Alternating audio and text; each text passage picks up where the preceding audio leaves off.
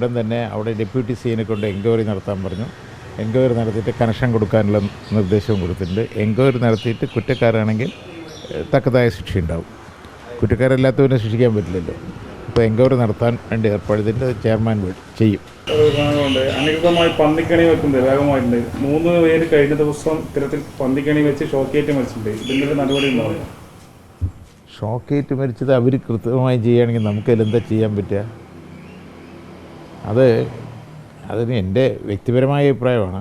അത് പന്നി കൊല്ലാനുള്ള വെടിവെച്ച് കൊല്ലാനുള്ള ഗവൺമെൻറ് അനുകൂലം അത് കൊടുത്തിട്ടുണ്ട്. അത് പരമാവധി ഉപയോഗിച്ചാൽ മതി, ഈ പ്രശ്നം വരില്ല.